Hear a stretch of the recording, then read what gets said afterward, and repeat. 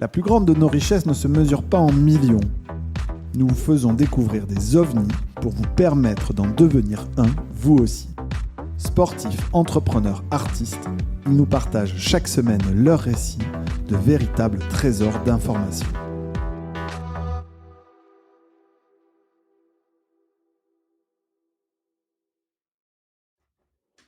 On va le faire en direct, ce sera plus simple comme ça. Pourquoi du comment de ce podcast OVNI. Ouais. L'idée, c'est qu'on monte tous ensemble un fond, sachant qu'on n'a jamais fait ça exactement auparavant. Donc l'objectif, c'est de le documenter, de raconter un peu les histoires, comme ça se fait. On parle de vlog sur YouTube, finalement de. Je vois bien. Voilà, tu vois, de backstage, etc. Et là, on arrive fin 2024. Il y a Arnaud qui vient de nous laisser dans ce studio. Et l'idée, c'est qu'on se rencontre, nous, pour vraiment la première fois, si on met de côté ce petit échange qu'on a eu l'année dernière, cette année d'ailleurs, sur une terrasse dans le 8e, pour que tu me racontes un peu ton histoire et ton histoire avec OVNI, pourquoi tu débarques aussi dans cette aventure. D'ailleurs, tu es vraiment, pas exactement à l'origine, mais enfin dans les tout premiers à être entré, même pré-OVNI, si je comprends bien. Hugues. Oui, juste avant. Ouais. Quand Acceptio, il fallait investir et le fonds n'était pas encore officiellement créé. Il y avait des histoires de papier, de officiel au niveau, je me souviens plus, mais enfin, pour que le fonds soit créé, il y avait des contraintes et du coup, il y avait besoin de sous tout de suite. Donc, on avait fait une petite levée de fonds rapide juste avant. Donc, oui, je faisais partie des tout premiers. Ouais. Alors, j'ai jamais déblayé exactement cette histoire d'Acceptio. C'était pré-OVNI, mais ça rentre dans OVNI quand même. Oui, parce qu'après, une sorte de SPV que vous avez réintégré, c'est ça? Oui, en gros, c'est ça. Alors, je suis pas rentré dans le détail. Hein. Moi, j'ai pas fait la mécanique juridique, mais l'idée, je crois que c'est ça. Ça a été apporté en capital, grosso modo, au fond, au démarrage. Enfin, c'est une petite mécanique juridique, mais voilà. Alors, pour ceux qui connaissent pas Acceptio, c'est vraiment donc le premier investissement d'OVNI, premier investissement bien senti quand même, hein, parce que depuis super boîte, ouais. Littéralement explosé. On a enregistré avec le fondateur d'Acceptio sur ce podcast, donc qui est un logiciel de consentement pour. On parle de cookies, on parle de consentement, de RGPD, etc. Encore un truc dans lequel j'aurais trouvé ça tellement chiant et tellement je me serais dit mais j'y serais jamais allé. Et en l'occurrence voilà, donc c'est intéressant, c'est ce qui me plaît aussi avec OVNI, c'est qu'il y en a que j'envoie en disant ça j'y crois à mort, on y va et puis tout le monde est d'accord, on avance. Et puis il y en a dans lesquels je dis on y croit à mort ou j'ai le FOMO et puis finalement on n'y va pas du tout et puis généralement il y a de bonnes raisons. Et puis voilà, il y en a. Tout l'intérêt d'OVNI quand t'as un peu de sous, que tu as besoin de placer des sous, plutôt que d'investir dans plein de boîtes un peu au feeling, des fois on fait plein de bêtises, voilà, on délègue un petit peu une partie du risque. Exactement, voilà. Et à plusieurs, on en fera peut-être moins. On peut espérer. On peut espérer. Toi, t'es rentré dans OVNI donc avant OVNI, mais aussi avant de céder ta boîte. Donc t'avais déjà fait du cash out. Ouais, un petit peu. En fait, on a. En tout cas, avant de la quitter, alors. Oui, avant de la quitter, ouais. Mais tu avais déjà cédé la majorité. Ouais. Okay. Ouais. On a cédé la majorité en fin 2020. Après, on est resté 2 ans et on est parti avec un earn-out après les 2 ans. Ouais. D'accord. Full Save. Ouais. Alors, Full Save, c'est des télécoms, c'est ça? Oui. Alors, on a créé ça en 2003-2004. C'était de la sauvegarde en ligne, d'où le nom. Ok, sauvegarde en ligne. Donc, c'était finalement du cloud, quoi. Alors non, même pas. On avait développé un logiciel. Moi, j'avais épicé des lignes de code en C à l'ancienne. C# ou C++? Non, du C tout court. Du C tout court. Ah oui, à l'ancienne, c'était une API, machin. Enfin bon, okay. On faisait du chiffrement assez haut niveau, du transfert chiffré, enfin des trucs qui étaient plutôt pas mal pour l'époque. Mais par contre, on était 2 geeks qui avons créé tout ce soft, quoi. Et quand on a créé la boîte, au bout de 18 mois, on avait fait 16 000 euros de chiffre d'affaires, moins 40 000 euros de résultats. On allait prendre le mur, quoi. À 16 000 euros, moins 40 000 euros de résultats, je lis entre les lignes déjà que tu ne te payais pas, parce que sinon tu serais à moins 200 000 euros, sinon. C'est ça, on était au chômage. Okay. Heureusement, on avait 2 ans de chômage. Une société bien embarquée, donc. C'est ça, c'était bien embarqué, ouais. Heureusement, avant, on avait, moi, j'avais fait, dans ma boîte précédente, on avait fait un peu d'hébergement. Okay. Donc on avait loué un rack dans un data center, des choses comme ça. Et donc quand on a lancé la société de sauvegarde, on s'est dit on va faire les choses bien. On avait loué plein d'espace. Enfin on avait vu trop gros quoi. Hein. Donc on avait un rack complet avec juste 2 pauvres serveurs dans un coin et un switch. C'était make it until you fake it, plutôt l'inverse de ce qui... Oui. Souvent, t'avais vraiment vu trop grand, trop vite. Ah oui, clairement. Et puis, alors après, c'était super, du coup, c'est top qualité. Et du coup, heureusement, on avait des super clients au début qui nous ont dit... donc on leur sauvegardait les données. Ouais. On avait quand même quelques-uns et dont certains qui nous ont dit bon là je suis embêté parce que j'ai pas confiance dans mon hébergeur, il faut absolument que vous me sauvegardiez ça, etc. Et on a fini par dire mais si vous n'avez pas confiance dans votre hébergeur, on va être votre hébergeur. Donc on a pris leurs serveurs et on les a mis dans notre infrastructure qu'on avait en surplus. Et c'est comme ça qu'on est devenu hébergeur en fait. Alors pour moi c'est vrai que c'est assez virtuel parce que finalement entre sauvegarder des données, donc moi je vois ça comme des data lake ou finalement des documents ou des choses comme ça, et le fait d'être un serveur pour héberger un site, c'est pas pareil, c'est pas le même métier. Il n'y a pas que des sites en fait, on hébergeait du système d'information complet, donc c'était des applications compliquées, des applications métiers, enfin, c'est vraiment des serveurs physiques. Mais la différence c'est sur la manière d'héberger les choses, c'est sur l'accessibilité. La différence c'est que les serveurs, au lieu d'être dans le garage du client, au fond du placard à balai, avec des problèmes de refroidissement, d'onduleurs, de coupure de courant, etc., c'est dans un site un peu plus sécurisé. Comme il y avait Redbus à l'époque où c'est... Exactement. Okay. Sauf qu'à Toulouse, il n'y avait pas de Redbus. Ok. Il y avait 2 POP télécom, 3 POP télécom qui étaient pas terribles. Mais on n'avait que ça, donc on connaissait que ça. Moi, je connaissais que ça. Et du coup, après, on a essuyé les plâtres. C'est-à-dire qu'on a eu des coupures de courant dans le data center, des coupures de clim, on a tout eu. Et il y a un moment donné, on s'est dit, mais... Alors moi, après, j'ai visité un peu en France des vrais data centers, Redbus, Telehouse, Equinix, tout. Enfin, les vrais, quoi. Et je me suis dit, mais pourquoi on n'a pas des infrastructures comme ça à Toulouse? C'est pas possible. On peut pas bosser dans le web à Toulouse si on n'a pas d'infrastructure comme ça. Et c'est pour ça qu'après, en 2012... on s'est lancé dans la construction du plus gros data center de colocation à Toulouse. Alors, pour comprendre juste où on en est aujourd'hui et la différence entre Toulouse et d'autres villes d'ailleurs, mais aujourd'hui, on doit forcément avoir des data centers proches. Enfin, quelle est la distance maximum? Si j'en ai, on pourrait pas avoir 2 ou 3 gros data centers en France, ça suffit pas? Après, il y a des questions de latence au niveau fibre optique, c'est-à-dire que plus la latence est grande, plus les débits sont difficiles à atteindre. Enfin, ça dépend des applications après. Hein. Il y a des applications qui ont besoin de latence faible, si on veut faire du stockage, répliqué, etc. Et après, il y a plein de clients qui ont besoin d'accéder à leur serveur parce qu'ils veulent garder la main dessus, leurs ingénieurs veulent avoir la main dessus. Ok. Encore en 2024 ? Oui. Alors, effectivement, le cloud a pris énormément de ce marché-là, mais il y en a toujours. Et je pense qu'il y en aura toujours des gens qui veulent de garder la main sur leurs infras. Ouais. Donc, toi, sur FullSafe, tu avais quand même un peu des deux. Tu avais des gens qui avaient leur serveur chez toi et d'autres qui avaient leurs données chez toi, sur tes serveurs. Ouais. Et après, on a fait de la machine virtuelle, enfin un peu comme tout le monde. Okay. Mais c'était vraiment à la mode, c'était de l'artisanat.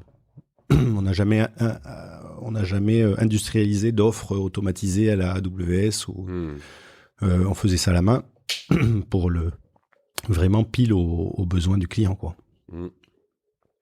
C'est ce que faisait chez.com, tout ça, c'était pas il y en a plein, à l'époque. Et donc, d'ailleurs, quand on a commencé à faire ça, on s'est dit, oulala, le marché est pris, il y a OVH, ils sont super bons. Moi, j'adore Octave, c'est quelqu'un qui fait un super boulot. J'ai pas encore la chance de le connaître. À Toulouse, il y avait N-France, etc. Et donc, on s'était dit, il n'y a pas de marché, quoi. C'est pour ça qu'on avait fait autre chose. Et en fait, le marché, il est là. Enfin, les clients ont besoin de gens qui mettent les mains dans le cambouis et qui font l'interface entre ceux dont ils ont besoin et réellement l'infrastructure, quoi. Donc nous, c'était vraiment notre plus-value. C'est qu'on allait écouter les clients et on se mettait à leur place et on faisait ce dont eux avaient besoin. C'était vraiment du sur-mesure, quoi. C'est un truc dont je me rends compte quand même de plus en plus, c'est que t'as certains marchés qui sont tellement gros et tellement porteurs et en telle croissance qu'en fait, toi, tu dis il n'y a pas de marché, il est déjà pris, il y a déjà des gros. En fait, si tu te mets bien au bon endroit. Exactement. La semaine dernière, tu vois, un truc beaucoup plus simple à comprendre et finalement accessible. Hein, j'ai reçu sur Génération Do It Yourself un type extra qui s'appelle Arthur Benzaken, qui a monté le Ken Club, le Clé Blanche, qui sont des salles de sport un peu haut de gamme, assez haut de gamme dans Paris, et puis qui est aussi artiste, qui a réalisé et produit Aladdin, le plus gros nombre d'entrées en 2015 en France, tu vois, sur un film français en tout cas. Et il me dit, non mais tu sais, en fait, quand il prend les chiffres sur les salles de sport, il me dit, en France, à Paris, mais ailleurs, hein, tu montes une salle de sport qui est bien faite, tu fais bien ton job, c'est sûr que ça marche. Il me dit, la demande, elle est là, en fait, quoi. Ouais. Et puis ça va faire que croître. Donc, et c'est assez marrant, tu vois. Tu dis finalement, tu fais un co-living, a priori, c'est pareil, s'il est à peu près bien placé, il y a une telle demande et ça va pas cesser. Il y a des business très, très sûrs, en fait. Mais même, je pense, un peu partout, en fait, il y a énormément presque je dirais dans tous les business, si on fait bien son boulot et qu'on va chercher les clients et qu'on les écoute, enfin voilà, nous on a labouré notre territoire, quoi. On était dans tous les clubs d'entreprise, on connaissait tout le monde nous connaissait à la fin. Et moi j'aime bien dire qu'on plantait des graines, quoi, à chaque fois. Et donc effectivement, il y a les 3/4 des graines qui tombent sur le bitume, ça pousse pas. Et puis de temps en temps, ça finit toujours par pousser. Et sur le long terme, ça finit toujours par marcher. Ok, donc 40 000 euros de dette avec 16 000 euros de chiffre d'affaires au bout de 18 mois. On a bien embarqué l'histoire. Vous avez fondé ça tous les deux ? Ouais. Ok. Ouais, avec ton associé, avec Laurent Bacca, ouais. Laurent Bacca. Et donc oui, il y en a plein qui disent que c'est compliqué d'avoir un business à deux. Alors moi, j'aime dire que si c'est possible. Alors c'est vrai qu'il y en a plein pour qui c'est compliqué, mais voilà, quand on s'entend très très bien, et Laurent, moi c'est presque un frère. Ouais. Ben ça marche super bien, quoi. C'était super parce que quand il y en a un qui est bad, qui a pas le moral, l'autre, il lui remonte le moral et le lendemain c'est l'inverse. Donc c'est super. Non mais de toute façon, alors ça c'est pareil. Là, je crois que là-dessus la règle c'est pas de règle. Hein. Exactement.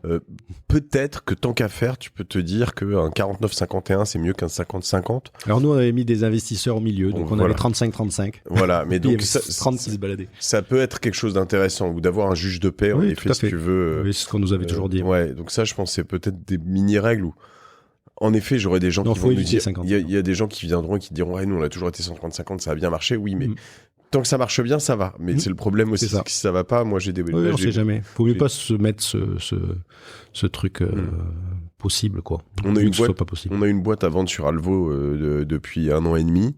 Ils sont mis à 50-50, la boîte marche bien. Elle marche bien, elle est rentable, elle fait 500 000 euros d'EBITDA, tout va bien. Sauf que les deux peuvent plus se blairer. Et en fait, c'est très compliqué, quoi. C'est vraiment très compliqué. Donc, quand ça marche pas, bah, c'est compliqué de voir ça. Mais boîte à 3, on dit souvent c'est bien, ça c'est sûr. Boîte solo, on dit que c'est pas terrible. Boîte à 7, on dit c'est beaucoup trop. Ouais, en fait, il y a tellement d'exemples que bon, ouais, il peut y en avoir pour tout le monde. Mais il n'y a pas un moment où vous dites je vais jeter l'éponge sur ce genre de business ? Parce qu'en plus, ça coûte de l'argent, l'hébergement. C'est-à-dire que tu dois investir. Ah ben, tous les mois, on payait, je sais plus, c'était énorme. 1 000, 2 000 euros par mois, je me souviens plus le truc, mais c'était colossal. Ouais, ça nous... Et après, on a investi parce qu'au début, quand on n'a pas d'infrastructure, on loue. Donc, mais vu qu'après, non seulement on payait cher au quotidien, mais en plus on avait un service pourri. Donc c'est pour ça qu'on a construit un TS00 qui était notre gros data center à Toulouse. À l'époque, c'est pareil, 2012, on a investi 2,4 millions, on faisait 1,6 million de chiffre d'affaires. Donc là, t'as dû lever à ce moment-là ? Donc là, on avait fait un peu de levée, ouais, avec de la Love Money. Okay. On a fait un SPV, on a levé 800 000. Ok, donc ça t'aide pour 2,4 millions. Non, parce que c'est vrai que moi j'aime bien. Tu vois, là je suis en train de regarder pour des bureaux à acheter une fois de plus. C'est mon petit kiff sur le côté. Et puis je me dis c'est pas le bon moment, etc. En fait, tu dis que quand t'es créatif, il y a toujours moyen, quoi. C'est possible, quoi. Ah ben oui. Comment vous avez fait là pour le 2,4 millions ? C'est quoi ? C'est un emprunt sur 7 ans, du coup, ce genre de truc, ou c'est... Je me souviens plus. On avait pas mal de 2+5. Super chouette. Il y avait la BPI plus une banque qui a suivi. Okay. Donc c'était 7 ans avec 2 ans de différé. Ah. Donc tu as 2 ans où tu rembourses rien et après tu rembourses en 5 ans. Okay. Et alors ça c'est absolument génial, surtout quand on lance un truc comme ça, parce que au début il y a rien, quoi. Ouais. Ton data center il est vide et le jour où tu l'allumes il commence à coûter de l'argent, donc il faut vite le remplir. Un petit peu de pression. Ouais. Voilà. Mais après, vu qu'on a fait les choses bien, très vite on a eu plein de super clients et des très gros clients parce que le marché était là en fait. Il y avait aucune infrastructure comme ça à Toulouse, donc ça a cartonné quoi. Aujourd'hui, il est plein. Pour ceux qui comprennent pas ces business et qui sont encore là, c'est un peu, et tu m'arrêtes si je me trompe, comme quand une banque te permet, quand t'achètes, je sais pas, moi je te disais un co-living, t'achètes des murs, tu dois faire des travaux. Déjà les travaux ça te coûte cher, donc ça te fait un peu mal. Mais nous ils nous finançaient même les travaux, et tant qu'on n'avait pas de locataire, tu rembourses pas ni le prix des murs ni le prix des travaux. C'est un peu ça. En fait, tu payes quasiment rien, tu payes que les intérêts, donc ça coûte 700 000 euros par mois pendant 18-24 mois. Le temps de faire sortir le projet, une fois qu'il est sorti, les locataires arrivent et là tu rembourses l'emprunt avec les intérêts en plus évidemment, mais ça te permet d'éviter d'avoir à rembourser 5, 6, 7, 8 000 euros par mois alors que tu as zéro rentrée en face. C'est exactement ça. Ok. C'est exactement ça. Il y a eu un point de bascule à un moment sur cette aventure Full Save où c'est vraiment petit à petit. Non, ça a été vraiment petit à petit. En 2009, on a commencé à devenir opérateur télécom. Ouais, fibre optique. Okay. On fournissait de l'accès Internet fibre optique. En fait, à l'époque, c'était la grande époque des délégations de services publics au niveau des fibres optiques. Parce que fallait déployer la fibre, les entreprises en avaient besoin. Et donc, il y a plein de mairies, de groupements de communes qui ont commencé à tirer de la fibre. Et ils ont confié ça souvent à des gros, dont Vinci, qui avait tiré la fibre au Sicoval, c'est à côté de Toulouse. Okay. Et c'est à ce moment-là qu'il y a un Thierry Cavaillé, qui a été notre troisième associé un peu plus tard, qui est arrivé, qui lui, il était lobbyiste chez Vinci, et en gros, son objectif, c'était de créer des opérateurs locaux, parce qu'eux, ils déployaient un réseau, et ils avaient envie d'avoir des gens qui utilisent ce réseau, quoi. Mmh. Et c'est Orange, SFR Bouygues, ils n'avaient pas du tout envie d'utiliser des réseaux tiers publics. Okay. Donc, il fallait qu'ils allaient voir toutes les petites boîtes du coin pour leur dire, vous voulez pas venir opérateur sur notre réseau? Donc, c'est comme ça qu'on est devenu opérateur. Ok. Donc au début, voilà, on a pas mal bricolé, et puis après, on est devenu plus grand, et puis on a fini par en 2012-2013, on a commencé à tirer nos propres câbles dans les infrastructures publiques, dans les fourreaux Orange ou les fourreaux publics. Et puis après, on tire 1 km, 10 km, 100 km. Je sais plus, quand on a vendu, on avait 1500 km de câbles sur tout le sud-ouest, quoi. Alors je comprends pas bien, moi, ces modèles économiques. Donc je vois que de temps en temps, typiquement ici, je crois qu'en bas, il y a un nœud. Donc je comprends que j'ai des opérateurs qui me proposent de me raccorder au nœud. Donc là, en effet, il doit y avoir 20 mètres de câble. Et puis, alors c'est peut-être toujours la même chose, mais ce 20 mètres de câble, il est centralisé où? Il va, enfin, tu vois, il y a quoi? Il y a 3 grands promoteurs. Tu peux m'expliquer? Il y en a un peu partout, en fait. Alors aujourd'hui, il y a beaucoup de gens qui ont tiré des réseaux comme ça. Donc il y a beaucoup de concurrence. C'est un peu ce qui nous a, enfin, on le sentait venir. C'est pour ça qu'on a fini par vendre aussi. Et le business des opérateurs, c'est que en fait, quand on pose une fibre jusqu'au client, qu'on l'allume, qu'on mette 1 giga, 10 gigas, c'est quasiment le même prix, quoi. Et derrière, on va vendre un 10 MB, 50 MB, 100 MB. Oui, c'est pas comme de l'eau, quoi. C'est pas parce que t'as mis un tuyau, s'il y a pas d'eau qui coule ou de l'eau qui coule, en fait, c'est le même prix plus ou moins. Plus ou moins. Après, c'est marginal, quoi. Que le client, il consomme ou pas, c'est l'épaisseur du trait. Ce qui a coûté cher, c'est d'amener le tuyau quelque part. Derrière, qu'il soit très consommé ou pas beaucoup consommé. Alors effectivement, si tu tapes 10 gigas en permanence H24, mais il y a personne qui fait ça. Ça n'existe pas. Et du coup, le métier d'opérateur, c'est de vendre le plus cher possible le petit débit, mais que ce soit rentable pour l'intégralité du tuyau, et à chaque fois qu'on augmente le débit derrière, c'est chez jackpot, quoi. Mais donc ces tuyaux, pour comprendre, pardon, j'avais pas prévu d'aller aussi technique, mais ils vont en fait, il y a quand même un opérateur au final qui est Free, Bouygues, Orange. C'est l'intérêt d'Internet, c'est que tout le monde s'interconnecte, et donc non. Il y a qu'un seul réseau. Un seul grand réseau. Oh non. Enfin, il y a un seul réseau Internet, mais en vrai, c'est des dizaines de milliers, voire des millions de petits bouts de réseaux qui sont interconnectés. Donc, à Toulouse, on peut s'interconnecter entre 2 opérateurs et ne pas passer par Internet même. Donc, j'avais créé le nœud d'échange toulousain qui s'appelait Twix, qui était repris par FranciX. C'est des nœuds d'interconnexion entre opérateurs. Mais voilà, là, on rentre un peu dans le détail. Juste pour comprendre, alors, essayez de faire un stretch un peu, mais si je suis pas fibré, j'habite au fin fond de la campagne et le réseau fibre est à 10 km, par exemple, et ben je peux avoir quelqu'un qui pour 1,5 tonne d'argent me connecte et lui, toujours, soit il me fait payer one shot un frais d'installation très très très très cher, soit il me dit bon c'est moins cher, mais en revanche derrière tu vas me payer 10 000 € par mois pendant 36 mois. C'est exactement ça. Ok. C'est exactement ça. Et après, une fois que j'ai payé mes 36 mois, je suis plus engagé avec lui. Là, je suis connecté avec ses câbles. Le problème, c'est que tu es toujours connecté avec ses câbles. Donc, tu vas le voir en lui disant « Oui, mais c'est bon, j'ai déjà rentabilisé ton truc, donc je veux plus payer 10 000 € par mois. » Et lui, il va te dire « Bah oui, mais allez, je te fais un prix, c'est 9 500. Sauf que lui, il a tout rentabilisé, c'est 9 500 de gras. Et lui, il peut te couper l'accès sur ses câbles. Ouais. Bien sûr. Ouais. Ok. Intéressant. Et toi, tu vas pas aller voir quelqu'un d'autre pour repayer plein pot pour qu'il reconstruise des infrastructures en parallèle. Non, a priori non. Donc après, bon voilà, en vrai, ça c'est rare. Il y a toujours des infrastructures et quelqu'un qui est prêt à faire d'un geste. Mais t'as jamais voulu faire de la 4G, de la 5G, des choses comme ça? Non, ça c'est encore un autre métier. On a essayé avec une filiale de...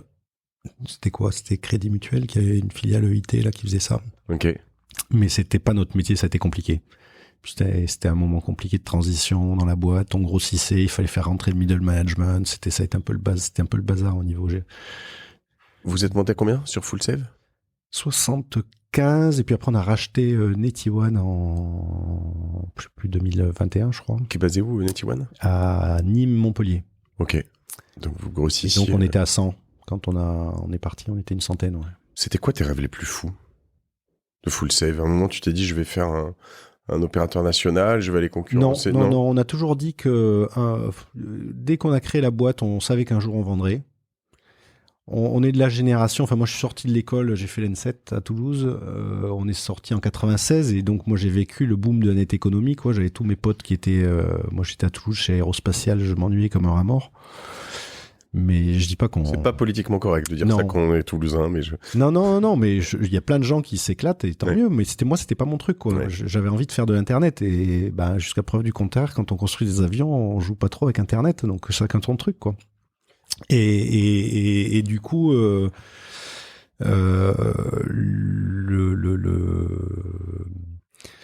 j'ai perdu ce que je voulais dire. Le rêve le plus fou, ouais, c'était d'être suffisamment gros régional pour être incontournable en fait. Donc construire notre gros bastion régional. Mais voilà ce qu'on a réussi à faire. Hein. C'est comme ça que ça s'est passé. Comment tu fais la différence dans ce genre de métier? Au-delà du fait que tu aies bien installé ton câble, c'est quoi? Ton service client? Oui, c'est ça. Faut écouter le client, faire du sur-mesure, savoir lui vendre ce qu'il lui faut et pas vouloir absolument pousser le produit que le service marketing t'a dit de pousser, quoi. Faire vraiment du sur-mesure. T'es chez quel opérateur aujourd'hui? Aujourd'hui, j'ai une fibre toujours Full Save, alors Eurofiber maintenant, parce qu'on a été racheté par Eurofiber. Une fibre noire, et après mon opérateur, c'est TetaNeutral.net, c'est un opérateur associatif. Ok, très bien. Marrant. Chez toi, donc ça. Ouais. Ok. Intéressant. Moi, je suis chez Orange, je suis assez content, mais ils se valent tous en vrai maintenant, non? C'est un peu tout. Pour du quotidien, oui, c'est clair. Non, il y a pas de. Enfin, c'est toujours pareil, ça dépend des besoins. Et toi, si t'as 500 salariés, 1000 salariés avec des centaines de téraoctets de stockage que tu dois répartir entre tes 2 sièges sociaux et des trucs comme ça, tu vas pas t'en sortir avec juste une Livebox Orange, quoi. T'es ingénieur réseau, toi? Non, informatique.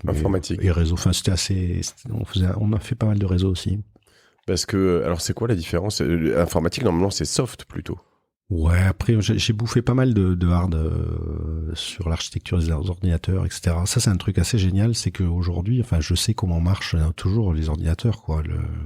Comprendre réellement tout ce qui se passe, c'est une grande chance, ouais. D'avoir une formation suffisamment large sur l'IT pour comprendre ce qui se passe, c'est toujours très très riche. Ouais, puis c'est assez rare. Je veux dire, les sous-couches de dev, moi, je sais que ça existe, mais j'y comprends rien. Non, je vois. Ouais. Moi, j'ai développé un compilateur quand j'étais à l'E7, ouais. Et pareil, moi, je trouve que tu vois, je regarde en l'air là, parce que les bandes Wi-Fi et les choses comme ça, en fait, c'est pas si simple. Souvent, tu te dis, moi, j'avais commandé, je m'y intéressais un peu, je faisais du Google Wi-Fi, des trucs un peu, et puis après, on m'a dit, non, mais ça, c'est des trucs de pimpin, vas-y, fais des trucs un peu sérieux. Mais en fait, quand t'es bien encadré, ça peut tout changer, tout ça. Dernière question un peu technique sur tout ça. Est-ce que justement, le Wi-Fi et les ondes pourront un jour battre le câble? Non, moi, je pense pas, non. Parce que, parce que comment? Il y a toujours au niveau de la bande passante, au niveau des ondes, il y a toujours une rareté qui existe de fait, quoi. Donc on peut rajouter plein de trucs pour essayer d'optimiser la rareté et en faire passer le plus possible. Mais s'il y a beaucoup de gens au même endroit, ça finit par être compliqué. Enfin, il y a toujours des limites. Aujourd'hui, sur la fibre, il y a 0 limite, techniquement. Donc après, il y a plein d'usages peut-être où les ondes remplaceront ou suffiront. Mais ça remplacera pas la fibre avant très longtemps, je pense. Ouais. Nous, on a pris conscience de ça ici, tu vois. En fait, tu te rends compte que quand même, il y a 2 endroits où tu bosses un peu plus qu'ailleurs. C'est chez toi et au bureau. Enfin, que t'es plus connecté. Et en fait, maintenant, on branche tous les ordi. On a mis des Ethernet sur tous les écrans d'ordi. Comme ça, quand tu branches ton ordi sur l'écran, il charge, il est câblé en Ethernet et en fait, t'as plus jamais de problème. Bah, c'est ça. Sur la vidéo, c'est fantastique. Ah ben oui, la vidéo, ça change. Pour uploader notamment. Ok, qu'est-ce qu'a fait la Diff? T'avais beaucoup de concurrents en local? C'était les nationaux aussi, non? Ouais, c'était surtout les nationaux et en locaux, on a assez, je sais pas, on n'avait pas trop de concurrents locaux. Enfin, après sur la partie télécom, il y avait Complétel qui a été racheté par SFR, il y avait pas mal de monde, mais après de notre taille, on a à partir de 2012, on va dire. En fait, le jour où on a construit un data center, on est devenu assez incontournable, quoi. Parce qu'on était le nœud local où tout le monde est très vite venu. Et du coup, nos concurrents étaient nos clients aussi. Donc ça permet d'avoir une espèce d'assise qui change des choses. Ce qui est magique dans ces business, c'est vraiment des business, une fois que tu t'es installé, où tu stacks, quoi. Faut juste t'assurer de pas avoir d'attrition, enfin de churn, de gens qui partent. C'est ça. Mais si tu fais bien ton boulot, et en fait, je pense qu'on faisait même de la surqualité. On disait souvent à nos salariés, arrêtez de faire de la surqualité. Il suffit d'être moins mauvais que les autres, quoi. Alors on exagérait en disant ça, hein, mais on se rend compte qu'il y a énormément de sous-qualité dans plein d'endroits, et si on fait bien son métier, qu'on écoute le client et qu'on essaie d'être actif, ça marche, quoi. Il y a encore de la place pour des gens qui voudraient se lancer dans ces business aujourd'hui en France? Alors oui, mais dans le domaine du service. Ok. Dans l'infrastructure, je pense qu'il n'y en a plus, parce qu'il y a tout le monde qui a tiré leurs câbles, il y a des câbles dans tous les sens, il y a beaucoup d'infrastructures fibres aujourd'hui. Donc le service, c'est quoi? Le service, être opérateur, d'allumer la fibre éventuellement, et de fournir des services originaux en louant des bouts de fibre à droite à gauche pour faire des réseaux sur mesure pour les clients. Il y a un truc que je vois, je sais pas à quel point tu le partages, mais dans pas mal de startups dans lesquelles on est impliqué, de près ou de loin, c'est que souvent, ça peut être Microsoft Azure, AWS, Google Cloud, enfin peu importe, vont te proposer au début des crédits pour t'accompagner, et puis ils te mettent le pied à l'étrier. Tu fais pas trop gaffe à ce que tu dépenses en cloud, en hébergement, etc. Et après, tu te fais découper, mais c'est pas si facile que ça. Nous, enfin, on a des boîtes dans lesquelles il se passe quasiment rien. J'exagère, mais c'est des boîtes qui n'ont pas forcément beaucoup de trafic parce qu'elles en ont pas beaucoup besoin. Et elles te payent du 5 000 € par mois d'AWS. Tu leur dis, mais les gars, en fait, tu peux le couper en 10, ce truc-là. Oui, probablement. Mais c'est pas si simple une fois que tu as développé l'infra qui va autour. C'est ça. Avec je sais plus, ils me racontent des multi-tenants, single-tenants, des choses comme ça que tu connais probablement très bien. Et où ils se disent, en fait, ils ont fait des trucs pour déployer très fort. Et en fait, ça, il doit y avoir aussi pas mal de métiers là-dedans pour accompagner des boîtes. Bien sûr, oui, bien sûr. Toujours pareil, c'est du service. Il faut aller écouter les clients et comprendre, faire le lien en fait entre l'infrastructure et le métier du client. Comprendre quels sont les enjeux, quel est le juste niveau de qualité dont ils ont besoin, et pas vouloir trop leur en vendre ou pas assez, quoi. Donc vous avez vendu. Ouais. Vous avez quitté 2 ans après. Déjà, comment ça s'est passé la période donc de burn-out, les 2 ans? Or, plutôt pas trop mal. C'est dur de vendre une boîte une fois que tu l'as fait, les premiers jours, premières semaines? Non, parce que on l'a vu arriver depuis longtemps, quoi. Ouais. Puis tu disais que puis il y avait plein de choses. Je me souviens en 2010, il y avait une boîte qui avait voulu nous racheter. Et puis ça s'était pas fait, ça avait traîné, c'était insupportable parce que pendant 6 mois on pense plus à la stratégie, au business, etc. Enfin, tu te rends compte que tu t'es arrêté et quand ça se fait pas, parce que l'autre derrière, en fait, c'est qu'il devait pas avoir vraiment envie. Enfin, on était des bleus, quoi. Ouais. On se dit oula, c'est une connerie. Non, le jour où on vend, on le vend vraiment, quoi. Et on a vu arriver alors ça s'est fait en plusieurs temps. Ça a été très vite parce qu'en 2017, on a fait rentrer un nouvel associé, on a fait un MBO, on a supprimé donc on a racheté nos anciens associés Love Money du début, quoi. Ok. Et on a fait rentrer Thierry en 3e associé. Un an après, on a un fonds d'investissement qui est rentré, qui a amené 4 millions pour développer les réseaux fibres sur le sud-ouest. Ok. Donc là, on est en 2018, 2019 par là, ouais.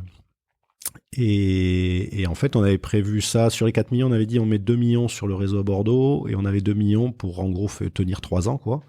Pardon. Et au bout d'un an, on avait fait le réseau à Bordeaux, mais on avait cramé 3 millions. Donc là, qu'est-ce qu'on fait? On a encore 1 million, ça va. Mais soit on arrête de vendre, parce que quand tu as un métier qui bouffe du cash pour créer... Plus tu as de clients, plus tu bouffes du cash, quoi. Donc après, sur long, c'est ultra rentable, hein. Tu crées de l'EBITDA. Par contre, à court terme... les banques te suivent pas là-dessus? Bah, un peu, mais pas... On était déjà un peu endetté, c'était un peu ric-rac. Okay. Et après, si on voulait relever, on se diluait trop, on n'avait plus la majorité. Avec Laurent, on avait toujours dit que ça, on voulait jamais passer sous les 51-2, quoi. Je comprends. Et du coup, et puis on voyait arriver dans les télécoms, il y a eu, tout le monde avait cette stratégie de tirer des câbles. Oui. On voyait arriver plein de concurrents. On s'est dit les prix vont chuter, les prix de gros, hein, du marché de gros, parce que pour les clients c'est à peu près stabilisé et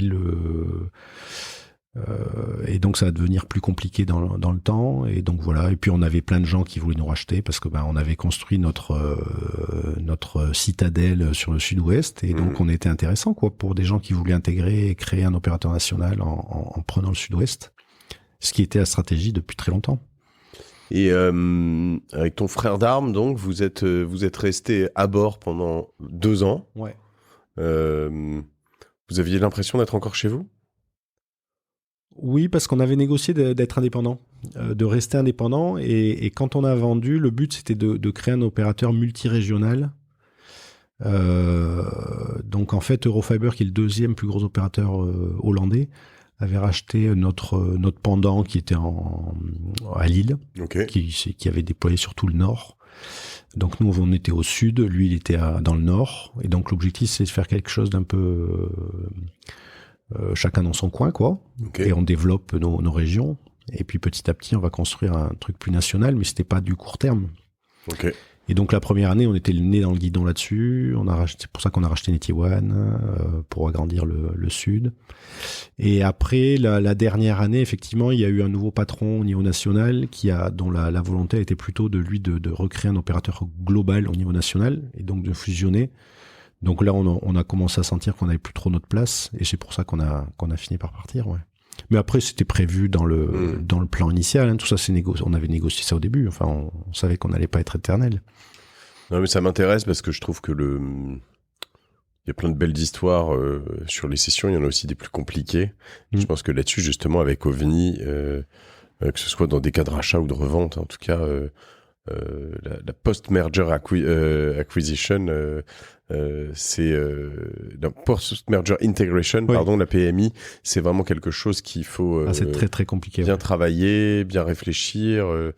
Si t'es un endroit qui accompagne bien les entreprises, je sais pas si un fonds pourrait se targuer d'être un endroit qui vend bien et qui accompagne bien par la suite, mais en tout cas ça peut être vraiment quelque chose de sexy pour les tiers, ouais. Oui, non, c'est très compliqué parce que toutes les entreprises n'ont pas la même vision, pas la même stratégie, n'ont pas la même historique. Les salariés n'ont pas les mêmes envies, les mêmes besoins, il n'y a pas les mêmes outils. Donc, il faut fusionner les outils, choisir lesquels, comment. Enfin, c'est très, très compliqué, ouais. C'était Fred Potter de Netatmo qui me disait qu'il fallait, que les entrepreneurs avaient une grande responsabilité dans l'aventure après la session, dans les années qui suivent la session, parce que si jamais, et c'est arrivé, il y a beaucoup de boîtes du CAC 40 qui se disent, nous, on n'achète plus de start-up, tout ça, parce qu'à chaque fois, on se fait bananer. Alors nous, on a toujours dit qu'on n'était pas une start-up. Ouais. Je me souviens, j'ai écouté le GDY le slip français qui explique qui critique la Startup Nation. Ouais. Je sais pas si tu te souviens. Ouais. Voilà, nous depuis le début, on nous disait ah oui, vous êtes une start-up. On était non, nous on n'est pas une start-up, on est des besogneux, on a fait du service, on a été chercher tous nos clients un par un, on les connaissait tous. Et on a toujours fait du petits oignons. On s'est toujours plus considéré comme des artisans du domaine de l'IT et du télécom que comme des start-upers, quoi. Et vous avez quitté donc il y a 2 ans à peu près, C'est ça. Définitivement. Et donc depuis tu fais du vélo, en fait. Surtout home trainer. Donc c'était notre discussion avant d'enregistrer. Non, pas que. Non, mais après j'investis dans OVNI. J'accompagne quelques boîtes dans lesquelles on a mis des billes. En général, on fait souvent pareil avec Laurent. Ok. En ce moment, il y a trois boîtes sympas qu'on aime bien accompagner. Une qui s'appelle Operametrics qui fait du service dans le domaine qui fait le lien en fait, les télécoms et l'IT dans tout ce qui est industrie connectée, usine connectée, etc. D'accord. En fait, il y a un monde de tous ceux qui mettent des capteurs dans les usines, qui n'est pas celui de l'IT. Et aujourd'hui, tous ces mondes-là se fusionnent et eux, ils sont spécialisés là-dedans, quoi. Donc, quand ils accompagnent les usines et toutes les grosses industries à se connecter à tout ce qui est informatique. La deuxième, qui a rien à voir, c'est une boîte qui fait des housses pour les coques de bateau pour éviter de mettre de l'anti-fouling. Ça s'appelle Karen. Okay. Donc, si vous avez un bateau, n'hésitez pas à aller voir ce qu'ils font. L'anti-fouling, c'est quoi? C'est l'espèce de peinture dégueulasse qui pollue tous les océans. Mais on n'a pas trouvé mieux pour éviter d'avoir des trucs qui se collent sur les coques. Okay. Alors, si maintenant on a trouvé mieux, on met des housses qu'on enlève quand on part faire du bateau et puis on les nettoie et puis après on les remet. D'accord. Mais donc, faut pas sortir le bateau pour ça. C'est des housses non. Laisser, c'est des housses que tu laisses quand tu es au port et quand tu pars, tu la glisses, tu la sors de. Ok. Ça prend un quart d'heure. Donc voilà. Et la troisième, c'est pour le cœur, c'est une distillerie qui fait du super whisky à côté de Toulouse qui s'appelle Maison Victor. Pas une start-up non plus. Non. Très clair. Et tu vas te relancer un jour? Je pense pas. Ouais. Je pense pas. Enfin, voilà. Faut pas jamais dire jamais. Honnêtement, j'en sais rien. Mais aujourd'hui, j'ai pas de projet particulier. T'es pas très vieux. 51. 51, ouais. Mais j'ai chargé quand même parce que j'ai pas mal porté toute la prod. Ok. Et je m'étais pas mal identifié au data center, au réseau. Enfin voilà, il y a des trucs. On parlait de psy aussi avant. C'est important d'être bien accompagné quand on est chef d'entreprise. Je pense que pour moi, une psychothérapie, c'est presque indispensable. On allonge la durée. Aujourd'hui, je vois quelqu'un une fois par mois, c'est très bien. Si ça va pas bien, on rapproche. Mais ça permet de prendre du recul sur tout ça et de comprendre où sont les trucs les plus importants. C'est quoi une psychothérapie? Alors, psychothérapie, c'est juste voir quelqu'un pour un psychiatre, parler. Un psychologue Psychologue, psychothérapeute. Ok. Psychiatre, non. Comment on le choisit? Alors ça, c'est tout le problème. Pour le choisir, il faut en voir plusieurs. Et quand on le sent bien, c'est le bon. Toi, t'en as vu plusieurs? Ouais. Et après, t'en changes de temps en temps ou c'est toujours le même? Rarement. Mais ça m'arrive une fois, ouais. On l'a pas beaucoup dit sur mes podcasts. C'est assez marrant. En plus, les hommes particulièrement sur ce genre de choses.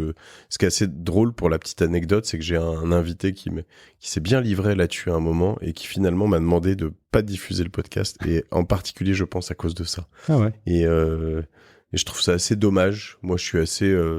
J'ai des coachings qui ont changé ma vie. Mais j'ai pas fait. C'est presque un coaching. Hein. Moi, je suis sûr que tu as des coachs qui font quasiment un boulot de psychothérapeute. Hein. Alors, c'est pas le même métier. Il faut faire gaffe. Il y a des histoires de formation, de trucs. Et puis, il y a aussi beaucoup de charlatans. Donc, c'est pour ça que c'est des sujets très sensibles et en plus, ça fait un peu peur parce qu'on connaît pas trop, on comprend pas trop. Mais voilà, en général, si c'est des gens qui sont bien formés, s'ils sont recommandés, qu'on en voit plusieurs, on le sent si ça se passe bien ou si ça se passe pas bien, mais globalement, c'est le pouvoir de la parole, hein, le fait de parler. Déjà, d'avoir un associé, si on parle souvent, presque ça fait un peu ce boulot-là, mais voilà.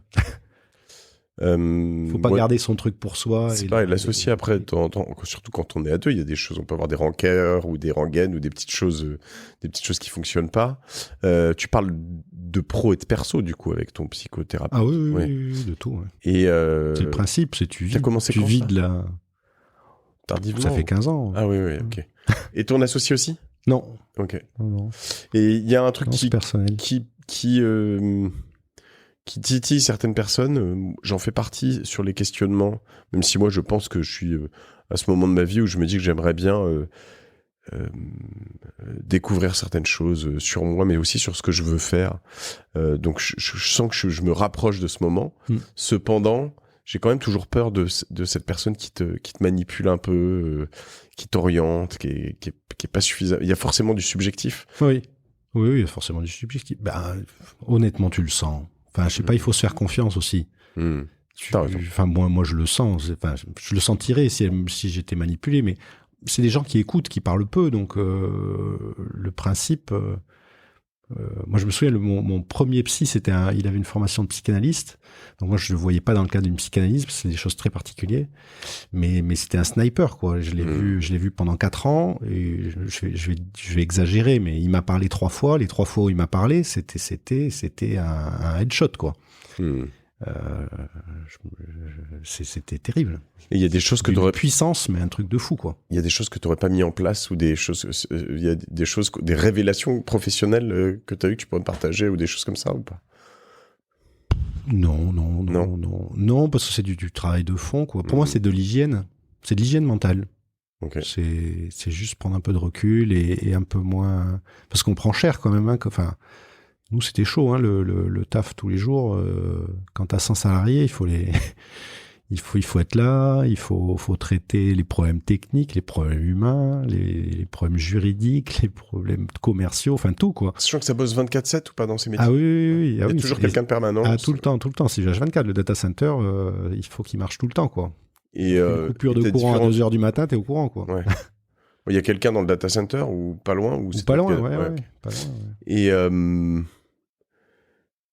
ouais, c'est vrai que c'est quand même... Est-ce que tu vois, cette force de travail et cette densité, elle est nécessaire? Est-ce que nous, chez OVNI, on doit investir que dans des gens qui sont capables de bosser comme ça, comme des titans? Tu vois ce que je veux dire? Il y a des moments où c'est plus trop dans l'air du temps, en fait. Alors on te parle de santé mentale, on te parle de tout ça. Est-ce que ok, mais à ce moment-là... Nous, on n'a jamais mis la pression sur nos salariés pour qu'ils fassent des horaires. Et même, alors... Mais je parle de toi et je parle des investisseurs. Nous, en tant qu'investisseurs, est-ce que les gens chez qui on va investir, on doit avoir des Hercules, des titans, des gens qui sont capables de faire abstraction et de bosser comme des yinches? Ou est-ce que tu peux dire non, ça c'était une époque, parce qu'il y en aura toujours en face. Alors il y a des périodes. Moi à la fin j'avais des horaires beaucoup moins denses qu'avant, mais t'as quand même la responsabilité sur le dos, quoi. Même si tu rentres chez toi à 18h et que tu t'occupes de tes gamins, tu peux toujours avoir un SMS avec un truc critique qui te tombe sur le lard à 22h. Mais voilà, et pourtant. Et puis après, il y a pareil, dehors de l'hygiène. Moi, j'adorais faire la sieste au bureau, quoi. Et d'ailleurs, c'était connu, les salariés étaient morts de rire. Et d'ailleurs, ils s'autorisaient du coup à le faire et ils avaient raison. Pour moi, c'est absolument nécessaire, quoi, pouvoir se permettre faire la sieste. Mais moi, ça m'est arrivé là, par terre, dans la salle de réunion. Ça m'est arrivé de faire la sieste par terre dans la salle de réunion, sur mon siège. 10 minutes, un quart d'heure, 20 minutes max. Ah, j'en rêve parfois, ouais, mais j'ai pas. Après, le problème, c'est que nous, on fait ça en open space. Moi, quand j'en ai un qui fait la sieste, je le prends en photo. Donc, tu vois, ça te fout la pression. Mais moi, mes collègues m'ont montré des photos de moi. Ils me prenaient en photo. Mais alors, et alors? Ouais, c'est vrai. Et alors? Non, mais voilà, tu vois, je voyais le patron d'NVIDIA qui disait oui, mais enfin bon, moi, nous, les quelques top collaborateurs, de toute façon, on fait que bosser, on n'a pas de vacances. Je trouve que, en fait, je comprends le narratif de dire non, c'est pas bien, il faut pas faire ça, il faut surtout pas contraindre les autres à, mais chacun est libre de faire ce qu'il veut. Mais quand t'investis dans une boîte, tu préfères quand même quelqu'un qui bosse comme un malade. Alors, sauf si tu vois qu'il est pas capable de tenir la route, quoi. Mais... Ouais, je pense pas que ce soit une question de quantité. Moi, je suis persuadé que je suis pas de la team plus on en fait, mieux c'est. Tu dis ça, mais t'en as fait beaucoup, tu vois. Aussi. Oui. oui, certes. Mais après, moi, j'avais pas l'impression de bosser comme un fou, quoi. Je m'éclatais dans mon taf. Oui, ça c'est toujours pareil. Voilà, la clé, elle est là. Hein. C'est pas la même. Pour moi, je dirais, il faut investir dans les gens qui s'éclatent dans leur boulot et qui ont vraiment l'impression de faire un truc qui a du sens, quoi. Intéressant. Ouais. C'est mon cas. Alors du coup, aujourd'hui, est-ce que tu t'éclates, toi? Oui. Ah oui. Et surtout, je peux prendre plus de temps pour ma famille et ça, c'est super top. J'ai adoré la présentation toujours sur Génération Do It Yourself du champion de vélo, là. Ah, t'as dit, je m'appelle Mathias. Mathias et j'adore la vie. Voilà. Je suis 9 fois champion du monde de BMX et j'adore la vie. Je crois que c'était ça sa présentation. J'ai adoré. Voilà, j'adore la vie. Ouais. Moi, je suis d'accord. J'ai cette chance et tu vois aussi, je pense qu'en tant qu'entrepreneur, quand tu vends ta boîte au bon moment, que t'es prêt et que c'est aussi c'est un moyen de s'aligner aussi très très bien. Donc ah oui, clairement, oui, évidemment, c'est très très bon pour l'ego. Ouais. Qu'est-ce que vous avez fait de mieux et qu'est-ce que vous avez fait de pire chez Full Save sur toute cette durée? Si tu te retournes un peu. Ce qu'on a fait de mieux, c'est qu'on a construit un super outil. Je pense qu'on a construit une grosse infra et une vraie infrastructure qui manquait à Toulouse, à notre région. Je pense qu'on a fait du bien à l'écosystème internet du régional, quoi. Ce qui était un peu l'objectif. Ce qu'on a fait moins bien, je sais pas. Il y a forcément plein de petites. Pas eu de gros fails ou de gros.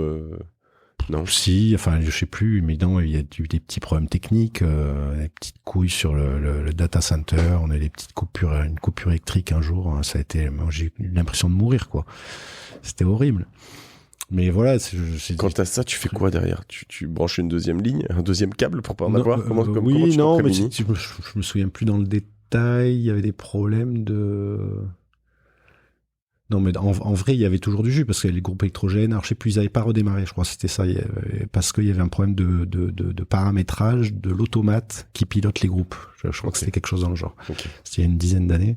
Ça, c'est très très dur, ce genre de truc. Après, voilà, je sais pas, à l'échelle de la boîte, c'est pas un gros fail. Hein. C'est des moments. Je me souviens, à l'époque, il y avait un confrère qui m'avait dit, tu sais, les data centers, statistiquement, je crois que c'est une fois tous les 5 ans qu'il y a un gros pet. Donc voilà, t'as cramé un truc. Bon, voilà, c'est la vie. C'est marrant, je peux pas m'empêcher de penser à ça. J'ai visité un bureau au fond de la cour, là, où c'était un data center pour SPI, tu sais, les industriels, là. Et d'ailleurs, je crois que c'est pas bien, SPI, les amis, mais je crois que vous l'avez laissé, le pauvre, là, le propriétaire, enfin le pauvre, il est pas très sympa, cela dit. Mais vous lui avez laissé tout, ils leur ont laissé l'infra, mais comme des barbares, un truc bien dégueu, tu sais, avec des racks et tout. Oula. Et dedans, il y avait notamment comment t'appelles ça, un groupe électrogène que j'avais pris en photo, parce qu'à un moment, je voulais racheter le truc, il me dit, celui-là, si vous voulez, je vous le laisse. Et ça valait quand même 200 ou 300 000 euros. En fait, c'est possible. Électrogène, c'est clair. Balade. C'est un bel objet d'ailleurs. Oui. Mais en effet, donc faut t'assurer que ça démarre, quoi. C'est ça. Ok. T'as fait des invests en perso, toi, en plus d'OVNI, du coup, avant, si je comprends bien. Vous en avez fait quelques-uns ensemble? Ouais, des petits trucs, des fonds, d'autres fonds, ouais, un peu. Enfin, il faut de l'immobilier aussi, forcément. Pourquoi t'as choisi OVNI? Au feeling. Ok. Parce que Arnaud est arrivé au bon moment. Parce que c'est toujours pareil. Arnaud, c'est Zorro. Il arrive toujours au bon moment. Faut le savoir. Que ce soit pour les investisseurs ou pour les. Ouais. Non, mais sans se presser, mais au bon pas moment. Du tout. Tu vois, j'écoutais pas la Martingale, j'écoutais pas Xavier Delmas, j'écoutais pas tous ces podcasts sur les Finari, tu vois, qui fait un super boulot. Exact. Moi, j'étais nul sur tous ces trucs-là, et donc le jour où tu te retrouves avec un gros chèque sur le compte en banque, tu merde, mais qu'est-ce que j'en fais, quoi. Et c'est très très dur. Donc là, tu as l'impression d'être un mouton au milieu du désert. Il y a tous les vautours qui te tombent dessus. Donc les conseillers en gestion de patrimoine, toutes les banques d'affaires, les banques privées, les machins, les trucs. Et qu'est-ce que je fais, quoi, en vrai ou pas. Donc pareil, j'ai fait au feeling. Et quand il y a un Arnaud qui vient te voir, qui te présente le truc, le projet est juste génial, quoi. Ouais. Moi, j'adore le projet OVNI. et puis que c'est quelqu'un en qui t'as confiance, et puis que le feeling y passe, ben voilà. Ben voilà. Écoute, Arnaud, puis Augustin, puis Thomas, c'est ça, puis toute l'équipe. Ouais. T'en as d'autres, des projets fous comme ça en parallèle ou d'invest? En IMO, tu fais quoi? Oh, des petits trucs à Toulouse. Ouais.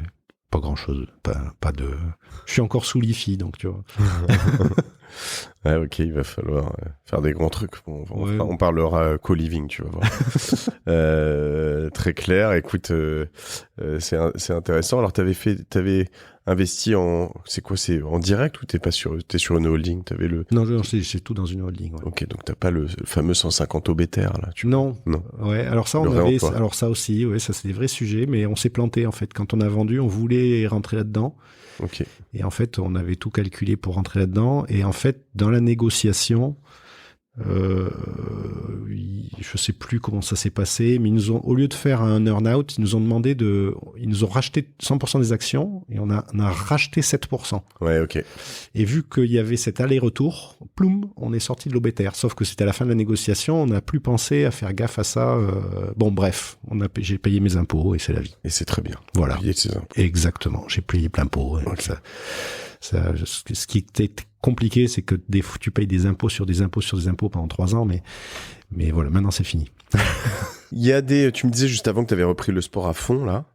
Il y a des choses donc que tu reprends comme ça, t'as des objectifs, des ambitions personnelles en plus après. Alors moi, je suis assez passionné par tout ce qui est mémoire. Ok, j'adore ça. Je suis nul. Alors, mémoire, parce que moi, j'ai une mauvaise mémoire. J'oublie tout le temps tout. Et du coup, ça me fascine la mémoire familiale, etc. Donc, j'ai un beau-père qui s'appelle Thierry Dromard, qui fait des biographies, qui est biographe. C'est un ancien journaliste, il fait des biographes. J'adore tout ce qu'il fait.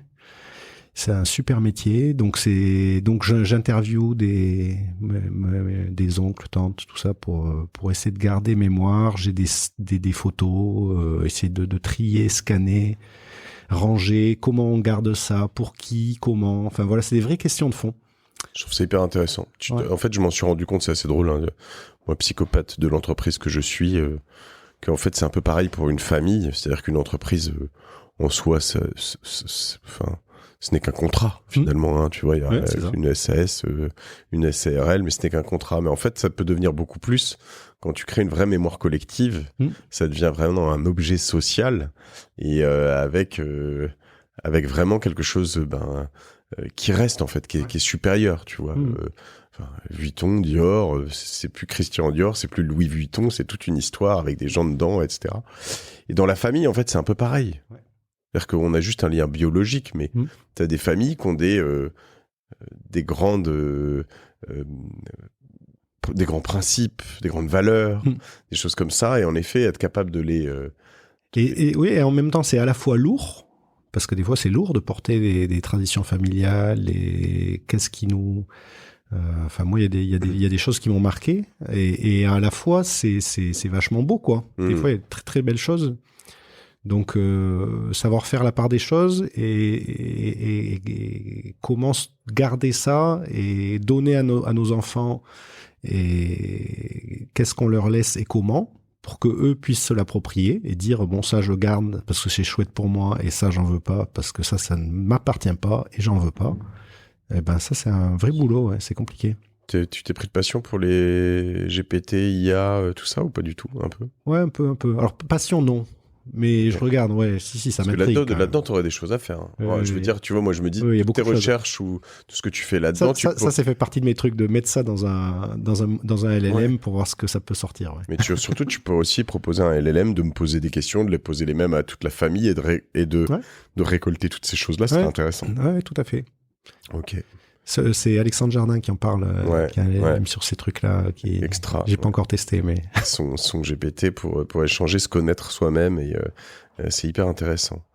T'as un message, t'as quelque chose que t'aimerais partager avec tous ceux qui nous écoutent? Une leçon de vie, un truc qui t'a... Non, moi j'aime pas trop donner des leçons. Non, c'est du partage. Comme vous voulez, essayez de... découvrir qui on est et faire au feeling. Moi, aller vers ce qui donne du sens et de la joie, quoi. Qu'est-ce qui me rend heureux quand je me lève le matin? Ou qu'est-ce qui m'attire, quoi. Ils ont quel âge tes enfants? De 26 à 3. Ok, 3, donc ça c'était ma question, parce que tu vois, c'est une des choses qui est... Moi c'est vrai qu'en ce moment ce qui me rend heureux, j'en ai parlé là il y a pas longtemps, mais c'est quand même de réveiller mon petit dernier avec mon cadet et de faire les cons dans le lit le matin. Et tu vois, juste où on se marre, et ces moments sont magiques. Et tu te dis, ouais, mais après ça, en fait, tu vois, c'est aussi là, une fois que t'as pu tes gamins, quand même un peu fou. Ouais, moi je crois que c'est quand j'arrive à réunir mes 4 enfants, manger ensemble tous les 4, ça c'est mon kiff, ouais. C'est cool. Merci. Merci Hugues. Où est-ce qu'on te suit? On te suit sur LinkedIn? Oui, ouais. Oui, pourquoi pas. Pourquoi pas. Hugues Brunel, je mettrai le lien. T'as un petit air de loin comme ça, hein, de Jeff Bezos quand même dans ta photo là de côté. C'est juste parce que j'ai pas de cheveux. Ah bah non, t'es costaud comme lui aussi, je sais pas, de loin tu trouves pas? Regarde, si je te montre comme ça, petit air. Et voilà, Hugues Brunel, voilà, on te suit sur LinkedIn, et puis on peut t'écrire si on a besoin de pas de problème, conseils pour régler son Wi-Fi ou ouais, ça peut-être pas, sa fibre. Je suis devenu incompétent. Est-ce qu'on te demande ça, tes proches, tes parents, est-ce que tu peux me régler ton... Évidemment. Et tu fais pas, tu dis que tu sais pas. J'essaie de simplifier au maximum, ouais, parce que j'ai plus envie de m'embêter avec tous ces trucs-là. Je suis plutôt de la team Apple où je branche, ça marche. Ouais, c'est vrai. J'ai arrêté d'installer des Windows, des Linux. Je me souviens de télécharger 50 disquettes pour installer Linux il y a 30 ans. C'est plus mon truc. Ouais, je comprends. Alors, les vrais team Linux hardcore t'en voudront de dire ça maintenant, mais... Oui, non, mais je maintiens que ils font un boulot extraordinaire. Il faut qu'il y en ait plein qui continuent à faire ça, hein, parce que c'est absolument génial comme OS, c'est indispensable. Mais j'avoue que moi, aujourd'hui, j'ai la flemme. Moi, je suis team Parnasse, qui m'a sponsorisé il y a quelques temps, mais tu sais qu'il y a un peu tu connais peut-être pas ça. Non. Ah oui, Parnasse, c'est un peu le réseau ou en tout cas le service client haut de gamme de Orange. D'accord. Et en fait, l'idée, c'est de te dire, il y a des choses que tu peux pas régler, quand bien même. C'est la banque privée d'Orange. C'est un peu ça. Et en gros, si t'as un problème, alors maintenant ça se règle un peu plus facilement par Starlink, mais si t'as un problème d'une maison qui est pas connectée au milieu de la Creuse, il te trouve un moyen. S'il faut, il y a un moment, la légende dit qu'il t'installe une antenne 5G s'il fallait, mais tu vois, et en gros, il te règle tous tes problèmes de connexion, de connectivité. Tu perds ton smartphone, il te trouve un moyen pour que t'en aies un dans les 5-6 heures tout de suite. Enfin voilà, c'est un petit budget, mais en fait, à partir du moment où tu te rends compte que pour certaines personnes, les 2 heures ou les 6 heures d'absence en ligne coûtent très très cher ou sont impossibles, et ben en fait, tu mets les moyens en face. Ouais, voilà. C'est ça. Et voilà. Bon, écoute, voilà le petit clin d'œil à mes amis. Merci Hugues, en tout cas. Avec plaisir. Merci si vous voulez nous rejoindre, on fait plein d'événements en plus chez OVNI, donc c'est cool. On en a ce soir, entre ce soir et demain. Mais si vous voulez nous rejoindre, vous allez sur ovni.vc, vous écrivez à Arnaud, vous écrivez à Augustin, à Thomas, toute l'équipe, et puis on sera content de vous voir bientôt. Cool. Merci Hugues, à plus. Ciao. Merci Mathieu, à bientôt.